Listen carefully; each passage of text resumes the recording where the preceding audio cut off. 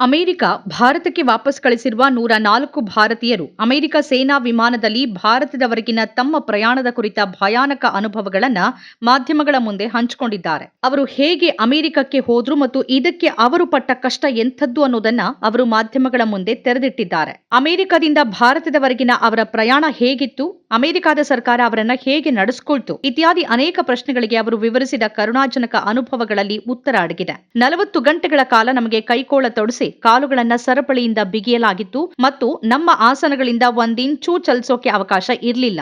ಮತ್ತೆ ವಿನಂತಿಸಿದ ನಂತರ ನಮಗೆ ವಾಶ್ರೂಮ್ಗೆ ಹೋಗೋಕೆ ಅನುಮತಿ ನೀಡಲಾಗ್ತಾ ಇತ್ತು. ವಿಮಾನ ಸಿಬ್ಬಂದಿ ಶೌಚಾಲಯದ ಬಾಗಿಲು ತೆರೆದು ನಮ್ಮನ್ನ ಒಳಗೆ ನೂಗ್ತಿದ್ರು ಅಂತ ಪಂಜಾಬ್ ಮೂಲದ ಹರ್ವಿಂದರ್ ಸಿಂಗ್ ಹೇಳಿದ್ದಾರೆ. 40 ವರ್ಷದ ಹರ್ವಿಂದರ್ ಸಿಂಗ್ ಪಂಜಾಬ್ನ ಹೋಶಿಯಾರ್ಪುರದ ತಹಿಲಿ ಗ್ರಾಮದ ನಿವಾಸಿ. ಇಂಡಿಯನ್ ಎಕ್ಸ್‌ಪ್ರೆಸ್ ಜೊತೆ ಮಾತನಾಡ್ತಾ ಅಮೆರಿಕದಿಂದ ಭಾರತದವರೆಗಿನ ಪ್ರಯಾಣವನ್ನ ನರಕಕ್ಕಿಂತ ಕೆಟ್ಟದಾಗಿತ್ತು ಅಂತ ವಿವರಿಸಿದ ಅವರು 40 ಗಂಟೆಗಳ ಕಾಲ ಸರಿಯಾಗಿ ತಿನ್ನೋಕೂ ಸಾಧ್ಯವಿರಲಿಲ್ಲ ಅಂತ ಹೇಳಿದ್ದಾರೆ. ಅವರು ಕೈ ಕಟ್ಟಿಯೇ ತಿನ್ನೋಕೆ ನಮ್ಮನ್ನ ಒತ್ತಾಯಿಸ್ತಾ ಇದ್ರು. ತಿನ್ನೋದಕ್ಕೆ ಅಂತ ಕೆಲವು ನಿಮಿಷಗಳ ಕಾಲ ಕೈಕೋಳಗಳನ್ನ ತೆಗೆದು ಹಾಕೋಕೆ ಭದ್ರತಾ ಸಿಬ್ಬಂದಿಗೆ ಹೇಳಿದ್ರು. ನಮ್ಮ ವಿನಂತಿಗಳು ಕಿವುಡರ ಕಿವಿಗೆ ಬಿದ್ದಂತಿದ್ವು. ಈ ಪ್ರಯಾಣ ದೈಹಿಕವಾಗಿ ನೋವಿನಿಂದ ಕೂಡಿತ್ತು, ಮಾತ್ರವಲ್ಲ ಮಾನಸಿಕವಾಗಿಯೂ ಕಷ್ಟಕರವಾಗಿತ್ತು ಅಂತ ಹರ್ವಿಂದರ್ ಅವರು ಹೇಳಿದ್ದಾರೆ. ಕೆಲವು ಅಮೆರಿಕ ಸೈನಿಕರ ಒಳ್ಳೆಯ ವರ್ತನೆಯನ್ನು ನೆನಪಿಸ್ತಾ ಸಿಬ್ಬಂದಿ ಸದಸ್ಯರಲ್ಲಿ ಒಬ್ಬರು ನಮಗೆ ಫಲವನ್ನ ನೀಡಿದ್ರು ಅಂತಾನು ಹರ್ವಿಂದರ್ ಹೇಳ್ತಾರೆ. 8 ತಿಂಗಳ ಹಿಂದೆ ಡಂಕಿ ಪ್ರಯಾಣದ ಮೂಲಕ ಅಮೆರಿಕಕ್ಕೆ ಹೋದಾಗ ಹೆಂಡತಿಗೆ ನೀಡಿದ ಉತ್ತಮ ಜೀವನದ ಭರವಸೆಯ ಬಗ್ಗೆ ಯೋಚಿಸಿ ನಿದ್ರೆ ಮಾಡೋಕೆ ಸಾಧ್ಯವಾಗ್ತಿಲ್ಲ ಅಂತ ಹರ್ವಿಂದರ್ ಹೇಳ್ತಾರೆ.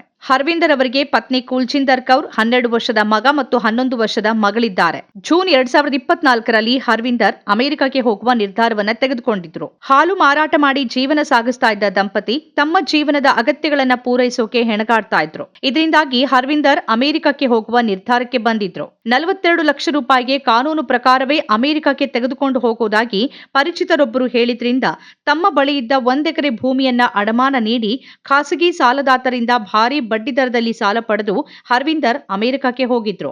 8 ತಿಂಗಳವರೆಗೆ ನನ್ನ ಪತಿ ಬೇರೆ ಬೇರೆ ದೇಶಗಳ ನಡುವೆ ಸಾಗಿಸಲ್ಪಟ್ರು ಅಂತ ಕುಲ್ಜಿಂದರ್ ಹೇಳ್ತಾರೆ. ಅವರನ್ನ ಒಂದು ಸ್ಥಳದಿಂದ ಮತ್ತೊಂದು ಸ್ಥಳಕ್ಕೆ ಒಂದು ಆಟದಲ್ಲಿನ ಪ್ಯಾದೆಯಂತೆ ರವಾನಿಸಲಾಗ್ತಿತ್ತು ಅಂತ ಕುಲ್ಜಿಂದರ್ ಹೇಳಿದ್ದಾರೆ. ಹರ್ವಿಂದರ್ ಮಾರಣಾಂತಿಕ ಪರಿಸ್ಥಿತಿಗಳನ್ನ ಸಹಿಸಿಕೊಂಡಿದ್ದನ್ನ ಈಗ ನೆನಪಿಸ್ಕೊಳ್ತಾರೆ. ಕೊನೆಯದಾಗಿ ಜನವರಿ 15ರಂದು ಹರ್ವಿಂದರ್ ಕುಟುಂಬದ ಜೊತೆ ಮಾತಾಡಿದ್ರು. ಹರ್ವಿಂದರ್ ಜನವರಿ ಮಧ್ಯದವರೆಗೆ ಅವರ ಕುಟುಂಬದೊಂದಿಗೆ ಸಂಪರ್ಕದಲ್ಲಿದ್ರು. ಹರ್ವಿಂದರ್ ಅವರನ್ನ ಗಡಿಪಾರು ಮಾಡಲಾಗಿದೆ ಅನ್ನೋ ಸುದ್ದಿ ಅವರ ಪತ್ನಿ ಕುಲ್ಜಿಂದರ್ ಅವರಿಗೆ ತಿಳಿದಿದ್ದು ಗ್ರಾಮಸ್ಥರು ತಿಳಿಸಿದಾಗ ಮಾತ್ರ ಅಂತ ಅವರು ಹೇಳ್ತಾರೆ. ಈಗಾಗಲೇ ಟ್ರಾವೆಲ್ ಏಜೆಂಟರ ವಿರುದ್ಧ ಪಂಚಾಯತ್ ಗ್ರಾಮದಲ್ಲಿ ದೂರು ದಾಖಲಿಸಿರುವ ಕುರಿತು ಕುಲ್ಜಿಂದರ್ ಮಾತಾಡಿದ್ದಾರೆ. ಅವರು ಏಜೆಂಟರ ವಿರುದ್ಧ ಕಟ್ಟುನಿಟ್ಟಾದ ಕ್ರಮ ಮತ್ತು ವಿಫಲ ಪ್ರಯಾಣಕ್ಕಾಗಿ ಖರ್ಚು ಮಾಡಿದ 42 ಲಕ್ಷ ರೂಪಾಯಿಗಳ ಮರುಪಾವತಿಯನ್ನ ಕೋರ್ತಾ ಇದ್ದಾರೆ. ನಾವು ಎಲ್ಲವನ್ನ ಕಳ್ಕೊಂಡಿದ್ದೀವಿ ಅಂತ ಅವರು ಹೇಳ್ತಾರೆ. ನಾವು ನಮ್ಮ ಮಕ್ಕಳಿಗೆ ಉತ್ತಮ ಭವಿಷ್ಯವನ್ನ ಮಾತ್ರ ಬಯಸಿದ್ವಿ, ಆದರೆ ಈಗ ನಮಗೆ ಸಾಲ ಮತ್ತು ದುಃಖ ಮಾತ್ರ ಇದೆ ಅಂತ ಕುಲ್ಜಿಂದರ್ ಭಾವುಕರಾಗಿ ಹೇಳ್ತಾರೆ. ಹರ್ವಿಂದರ್ ಅವರ ಪ್ರಯಾಣದ ಪ್ರತಿ ಹಂತದಲ್ಲೂ ಏಜೆಂಟರು ಹಣವನ್ನ ಸುಲಿಗೆ ಮಾಡಿದ್ದಾರೆ ಅಂತ ಕುಲ್ಜಿಂದರ್ ಹೇಳ್ತಾರೆ. ಕೇವಲ 2.5 ತಿಂಗಳ ಹಿಂದೆ ಗ್ವಾಟೆಮಾಲಾದಲ್ಲಿದ್ದಾಗ 10 ಲಕ್ಷ ರೂಪಾಯಿ ನೀಡಲಾಗಿತ್ತು ಅಂತಾನು ಕುಲ್ಜಿಂದರ್ ಹೇಳ್ಕೊಂಡಿದ್ದಾರೆ. ಹರ್ವಿಂದರ್ ನಿರ್ಗಮಿಸುವ ಮೊದಲು ಅವರ ಕುಟುಂಬ ಗುತ್ತಿಗೆ ಪಡೆದ ಭೂಮಿಯನ್ನ ಕೃಷಿ ಮಾಡುವ ಮೂಲಕ ಮತ್ತು ದನ ಸಾಕಾಣಿಕೆ ಮೂಲಕ ಸಾಧಾರಣ ಜೀವನವನ್ನ ನಿರ್ವಹಿಸ್ತಾ ಇತ್ತು. ಹರ್ವಿಂದರ್ ಅವರ 85 ವರ್ಷದ ತಂದೆ ಮತ್ತು 70 ವರ್ಷದ ತಾಯಿ ಇನ್ನೂ ಕೃಷಿ ಕೆಲಸವನ್ನೇ ಮಾಡ್ತಿದ್ದಾರೆ. ಅಮೆರಿಕದಿಂದ ಗಡಿಪಾರುಗೊಂಡಿರುವ ಮತ್ತೋರ್ವ ವ್ಯಕ್ತಿ ಜಸ್ಪಾಲ್ ಸಿಂಗ್ ಕೂಡ ಪಿಟಿಐ ಜೊತೆ ಮಾತನಾಡ್ತಾ ತಮ್ಮ ಭಯಾನಕ ಅನುಭವ ಹಂಚಿಕೊಂಡಿದ್ದಾರೆ. ನಮಗೆ ಕೈಕೋಳ ತೊಡಿಸಿ ಕಾಲುಗಳನ್ನ ಸರಪಳಿಯಿಂದ ಬಿಗಿಯಲಾಗಿತ್ತು. ಅಮೃತ್ಸರ ವಿಮಾನ ನಿಲ್ದಾಣದಲ್ಲಿ ಇದನ್ನ ಬಿಡಿಸಲಾಯಿತು ಅಂತ ಅಮೆರಿಕದಿಂದ ಗಡಿಪಾರುಗೊಂಡಿರುವ ಜಸ್ಪಾಲ್ ಸಿಂಗ್ ಬಹಿರಂಗಪಡಿಸಿದ್ದಾರೆ. ಹುಟ್ಟೂರು ತಲುಪಿದ ಬಳಿಕ ಸುದ್ದಿಗಾರರೊಂದಿಗೆ ಮಾತಾಡಿದ ಅವರು, ನಮ್ಮನ್ನ ಭಾರತಕ್ಕೆ ಕರೆದೊಯ್ಯಲಾಗ್ತಿದೆ ಅನ್ನೋ ಅರಿವು ನಮಗಿರ್ಲಿಲ್ಲ. ನಮ್ಮನ್ನ ಬೇರೆ ಶಿಬಿರಕ್ಕೆ ಕರೆದೊಯ್ಯಲಾಗ್ತಿದೆ ಅಂತ ನಾವು ಭಾವಿಸಿದ್ವಿ. ಬಳಿಕ ನಮ್ಮನ್ನ ಭಾರತಕ್ಕೆ ಕರೆದೊಯ್ಯಲಾಗ್ತಿದೆ ಅಂತ ಪೊಲೀಸ್ ಅಧಿಕಾರಿಗಳು ಹೇಳಿದ್ರು. ಈ ವೇಳೆ ನಮಗೆ ಕೈಕೋಳ ತೊಡಿಸಿ ಕಾಲುಗಳನ್ನ ಸರಪಳಿಯಿಂದ ಬಿಗಿಯಲಾಗಿತ್ತು. ಅಮೃತ್ಸರ ವಿಮಾನ ನಿಲ್ದಾಣದಲ್ಲಿ ಅವುಗಳನ್ನ ಬಿಡಿಸಲಾಯಿತು ಅಂತ ಜಸ್ಪಾಲ್ ಸಿಂಗ್ ವಿವರಿಸಿದ್ದಾರೆ. ಅಮೆರಿಕಕ್ಕೆ ಕಾನೂನುಬದ್ಧ ಪ್ರವೇಶ ನೀಡೋದಾಗಿ ಭರವಸೆ ನೀಡಿರುವ ಟ್ರಾವೆಲ್ ಏಜೆಂಟ್ನಿಂದ ನಾನು ವಂಚನೆಗೆ ಒಳಗಾಗಿದ್ದೇನೆ. ಅಮೆರಿಕದ ವೀಸಾ ಬಂದ ಬಳಿಕ ನನ್ನನ್ನ ಕಳಿಸುವಂತೆ ಕೇಳ್ಕೊಂಡಿದ್ದೆ, ಆದ್ರೆ ಆತ ನನಗೆ ವಂಚಿಸಿದ. 30 ಲಕ್ಷ ರೂಪಾಯಿಗೆ ವ್ಯವಹಾರ ಕುದುರಿತ್ತು ಅಂತ ಜಸ್ಪಾಲ್ ಸಿಂಗ್ ಹೇಳಿದ್ದಾರೆ. ಕಳೆದ ವರ್ಷದ ಜುಲೈನಲ್ಲಿ ವಿಮಾನ ಮೂಲಕ ಬ್ರೆಜಿಲ್ ತಲುಪಿದ್ದೆ.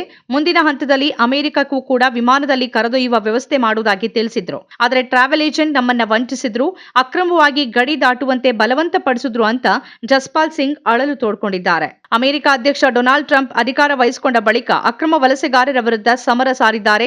104 ಮಂದಿ ಭಾರತೀಯ ಅಕ್ರಮ ವಲಸಿಗರನ್ನ ವಾಪಸ್ ಕರೆತಂದ ಅಮೆರಿಕದ ಸೇನಾ ವಿಮಾನ ಬುಧವಾರ ಸಂಜೆ ಅಮೃತಸರದಲ್ಲಿ ಬಂದಿಳಿದಿತ್ತು. ನಮ್ಮ ಕಾರ್ಯಕ್ರಮಗಳನ್ನ ನೀವು ನೋಡ್ತಾ ಇದ್ರೆ ನಮ್ಮ ಚಾನೆಲ್ ಅನ್ನ ಸಬ್ಸ್ಕ್ರೈಬ್ ಮಾಡಿ, ಪಕ್ಕದ ಬೆಲ್ ಐಕಾನ್ ಒತ್ತಿ ನಮ್ಮನ್ನ ಬೆಂಬಲಿಸಿ. ಹಾಗೆ ನಮ್ಮ ಕಾರ್ಯಕ್ರಮಗಳನ್ನ ಲೈಕ್ ಮಾಡಿ, ಕಮೆಂಟ್ ಮಾಡಿ, ಅದನ್ನ ಬೇರೆಯವರಿಗೂ ವಾಟ್ಸ್ಆಪ್ ಮೂಲಕ ಶೇರ್ ಮಾಡಿ. ನೀವು ಹೀಗೆ ಮಾಡಿದಾಗ ನಮ್ಮ ಚಾನೆಲ್ ಇನ್ನಷ್ಟು ಮತ್ತಷ್ಟು ಜನರಿಗೆ ತಲುಪಲು ನೀವು ನಮ್ಮೊಂದಿಗೆ ಸಹಕರಿಸಿದ ಹಾಗಾಗುತ್ತೆ. ಇದು ನೀವು ಯಾವುದೇ ಖರ್ಚಿಲ್ಲದೆ ಕೆಲವೇ ಸೆಕೆಂಡುಗಳಲ್ಲಿ ನೀಡಬಹುದಾದ ಸಹಕಾರ. ಧನ್ಯವಾದಗಳು.